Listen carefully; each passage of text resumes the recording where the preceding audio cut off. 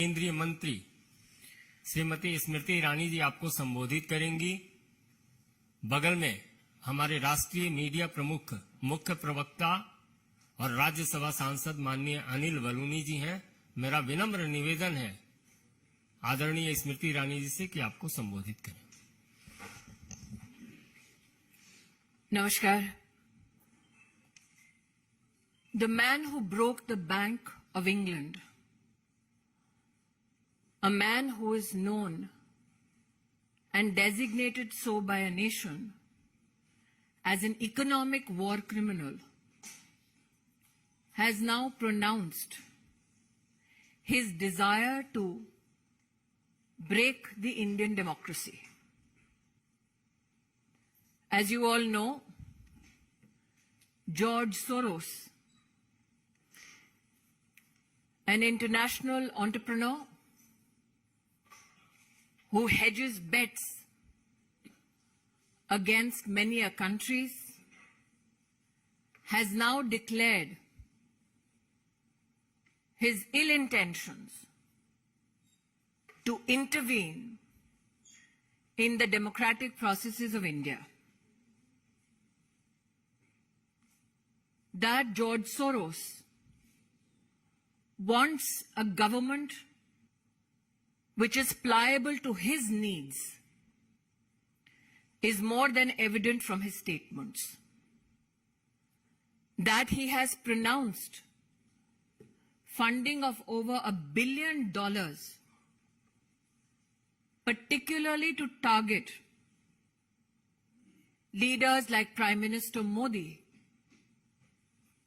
is significant.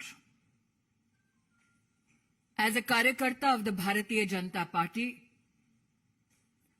this is an appeal to every Indian citizen. Every 5 years, we all democratically elect a government to serve the needs and aspirations of India.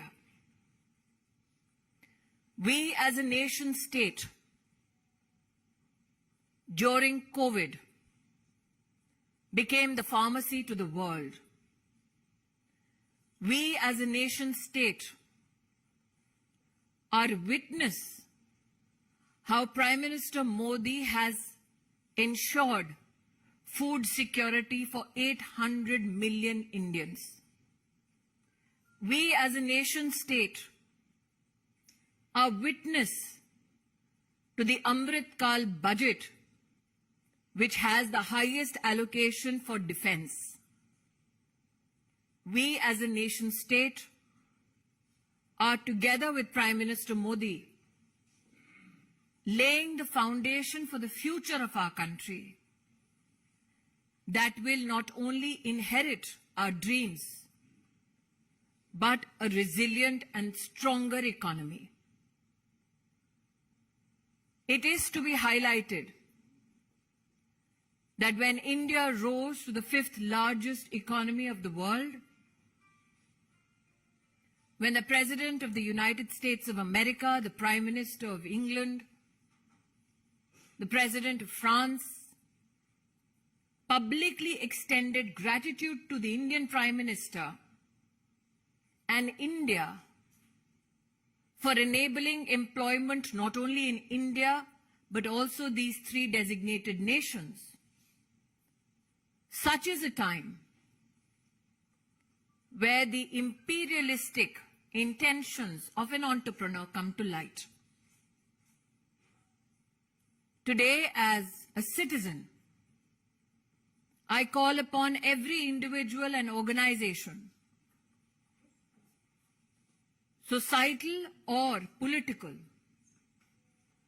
to denounce the intention of this individual who seeks to demonize our democracy,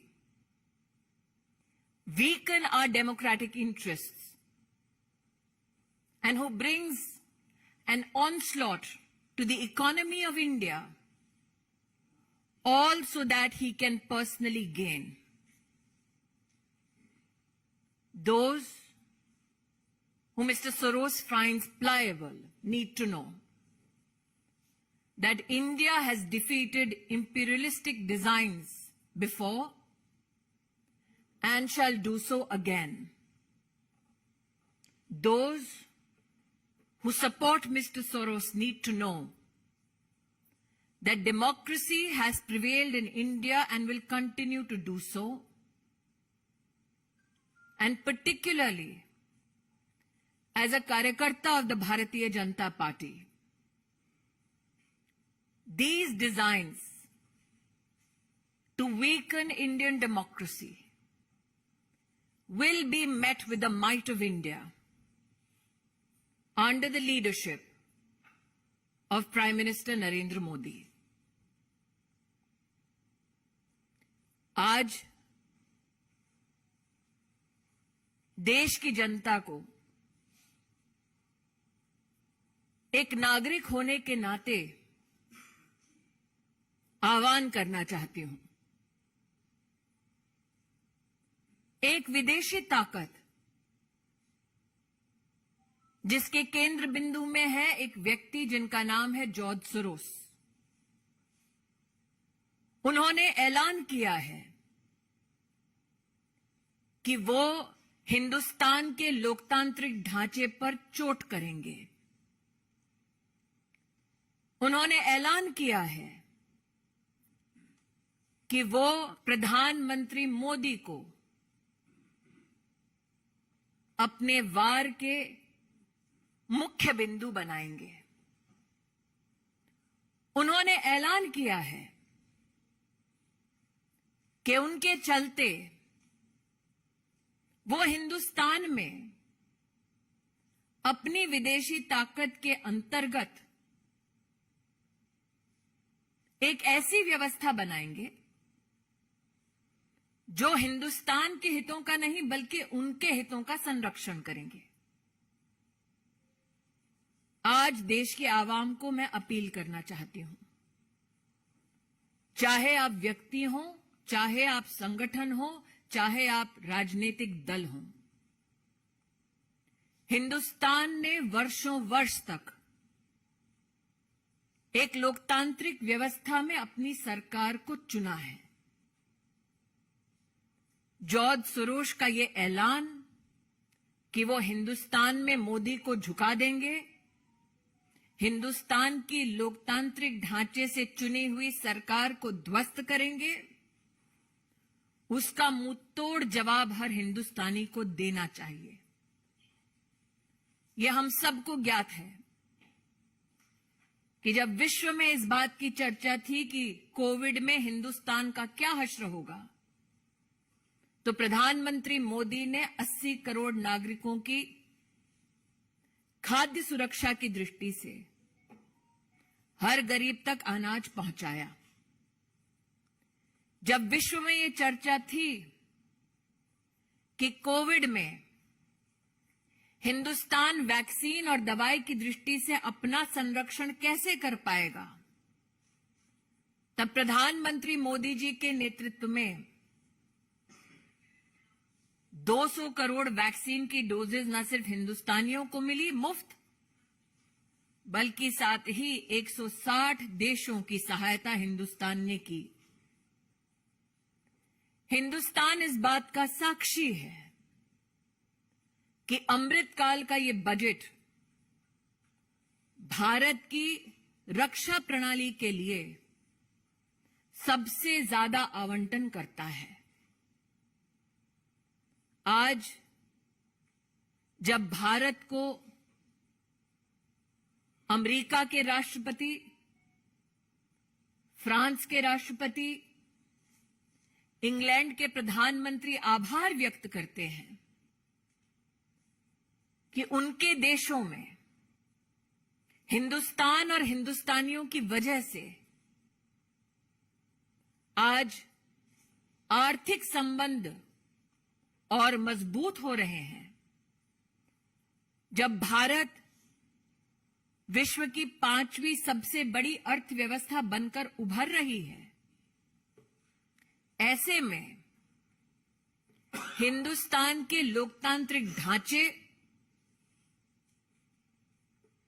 में हस्तक्षेप करने का ऐलान करने वाले George Soros को एक स्वर में हम जवाब दें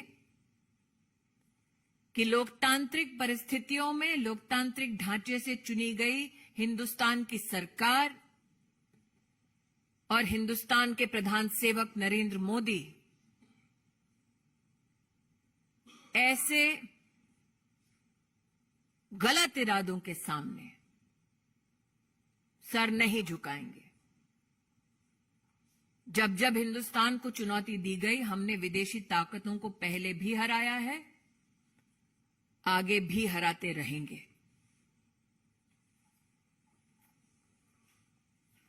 कोई प्रश्न है तो रविकांत राय, टाइम्स नाउ।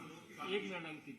रविकांत, आपको क्या लगता है कि भारत सरकार और भारत के प्रधानमंत्री की छवि को धूमिल करने की अंतर्राष्ट्रीय स्तर पर कोई साजिश रची जाए? देखिए, ये मात्र छवि को धूमिल करने का दुस्साहस नहीं है। अगर आप उस वाक्य को बड़ी बारीकी से सुने, वो सत्ता परिवर्तन की बात करते हैं, तो आप इसको मात्र इमेज से इसका संबंध ना जोड़ें। हिंदुस्तान की लोकतांत्रिक व्यवस्था को ध्वस्त करने का ऐलान किया गया है। अंकित गुप्ता, एबीपी। जॉर्ज सोरोस की बात करें तो इससे पहले भी प्रधानमंत्री नरेंद्र मोदी के ऊपर जो हमलावर रहे हैं, वो लगातार कहते रहे कि प्रधानमंत्री हिंदू राष्ट्र बनाने की बात करते हैं। पिछले 3-4 सालों से उनके इस तरीके के बयान दुनिया के तमाम नेताओं के लिए, तो आखिर मकसद क्या है? और भारत में भी कुछ पार्टीज हैं जो लगातार वो ये कहें कि अंतर्राष्ट्रीय साजिश हो रही है देश में विपक्ष के खिलाफ इस तरीके से। मैं इतना ही कहना चाहूंगी, उनके अगर अपने शब्दों को आप देखें तो वो चाहते हैं कि उनकी विदेशी व्यवस्था को जो सरकार सहयोग कर दे, ऐसी सरकार हिंदुस्तान में उचित है। नरेंद्र मोदी जी का बार बार और हिंदुस्तानियों का बार बार ये कथन रहा है कि हमारी सरकार हमारे हितों का संरक्षण करेगी, हमारी सरकार हमारी व्यवस्थाओं को सुदृढ़ करेगी और हम ह्यूमन सेंट्रिक ग्लोबलाइजेशन में विश्वास करने वाले देशवासी हैं। लेकिन जॉर्ज सोरोस का जो ऐलान हुआ है, वो ऐलान आप निश्चित रूप से बारीकी से समझें। वो हमारी डेमोक्रेसी को ध्वस्त करने का ऐलान मात्र इसलिए करते हैं ताकि उनके हैंड पिक्ड लोग सरकार चलाएं। आमोद राय, टीवी 9।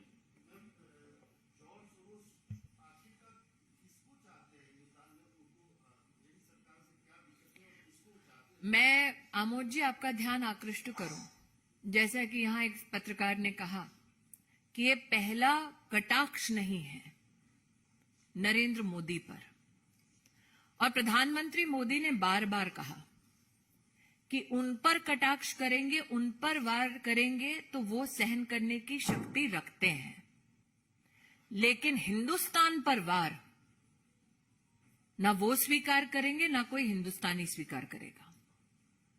जॉर्ज सोरोस किसको फंड करते हैं, ये मुझसे बेहतर आप पत्रकार जानते हैं। Mohit Bhatt, Times Now, please. Yes, There is a pattern in which George Soros takes. Earlier also he tried to interfere in the internal affairs of our country. With speaking 2 years ago, he stated that PM Modi has put on punitive restrictions on people of Kashmir. He talked about it, how the government is trying to take over the citizenship, and now he says that Adani vote will bring the downfall of PM Modi. He's interfering into the internal affairs, and now he seems the Congress party leaders are coming out and supporting the statement that is being given by him. I will only say this. Any political organization that seeks to serve the interest of India will stand in solidarity with India and against George Soros. Any political organization that matches steps with George Soros will stand exposed in front of the Indian electorate. Yes, it is true that George Soros has not only attacked Prime Minister Modi, he has attacked the intention and the will of the Indian Parliament. That now he seeks to attack democratic processes in India is an issue I find no political organization that is constitutionally steeped in protecting Indian interests can support. Thakur Ravindra Singh, Zee news. यहाँ George Soros एक इतना ताकतवर व्यक्ति है कि भारत के लोकतंत्र या लोकतांत्रिक प्रक्रिया को चूर कर सकता है। प्रधानमंत्री नरेंद्र मोदी इतने कमजोर हैं कि वो एक व्यक्ति के कारण से पदच्युत हो सकते हैं। या आपको लगता है कि उस व्यक्ति के साथ वैसी पूरी ताकतें खड़ी है जो बीजेपी या प्रधानमंत्री नरेंद्र मोदी के खिलाफ है? मैं दोबारा रविंद्र जी, क्योंकि आपका विस्तार से विश्लेषण आपने किया है, 2-3 चीजें आपके सम्मुख रखना चाहूंगी बड़ी विनम्रता से। उन्होंने एक फंड का ऐलान किया, $1 बिलियन का, जो वो हिंदुस्तान में और जहां जहां हिंदुस्तान के इंटरेस्ट है वहां पर संचारित करेंगे ताकि हिंदुस्तान को ठेस पहुंचे। उन्होंने, मैंने पहले भी एक पत्रकार मित्र से यहां कहा, मोदी की इमेज पर वार पहली बार नहीं हुआ है। हिंदुस्तान के लोकतांत्रिक ढांचे पर वार का ऐलान उन्होंने पहली बार किया है जॉर्ज सोरोस ने। इन दोनों के बीच का फर्क समझना जरूरी है। और मैं पुनः कहती हूं, भाजपाई हूं इसलिए नहीं, हिंदुस्तानी हूं इसलिए कि एक विषय है जिस पर किसी भी राजनीतिक दल का किसी और राजनीतिक दल के साथ मतभेद नहीं हो सकता, क्योंकि ये आक्रमण, this war is trying to be mounted against India, and what stands between that war and our countries interests is prime minister Modi. Prashant, news 24, उसके बाद यतीन्द्र जी और संजय शर्मा। ये अंतिम प्रश्न होगा, 3 ही। जी,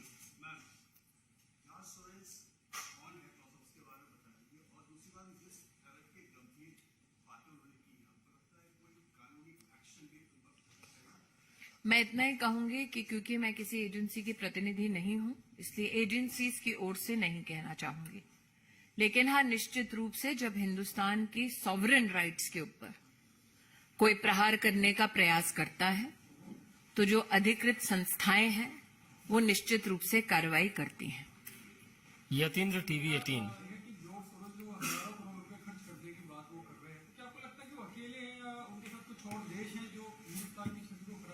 मैं इतना ही कहूंगी कि जिन जिन को वो पैसा पहुंचाते हैं, ये उनके लिए संदेश है कि आप चाहे इन इरादों के साथ वो पैसा प्राप्त करते हो कि आप हिंदुस्तान को कमजोर कर देंगे, लेकिन हिंदुस्तान नरेंद्र मोदी के नेतृत्व में ना कमजोर होगा ना झुकेगा, बल्कि आगे ही बढ़ता जाएगा। अंतिम प्रश्न है लोकमत से संजय शर्मा।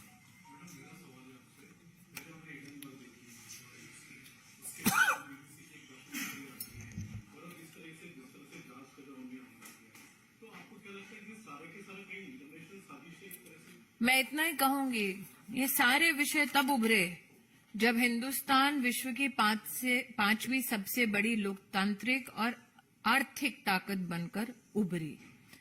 और मुझे लगता है कि हाल में, दोबारा कहती हूं, चाहे वो राष्ट्रपति अमेरिका के हों, चाहे वो यूके के प्रधानमंत्री हों, चाहे वो राष्ट्रपति फ्रांस हों, उन्होंने हिंदुस्तान और प्राइम मिनिस्टर मोदी की जो सराहना की कि उनके देशों में आज आर्थिक व्यवस्था को हिंदुस्तान के साथ समन्वय में हम लोग एक सृजन देख रहे हैं, एक नए भारत के निर्माण को देख रहे हैं।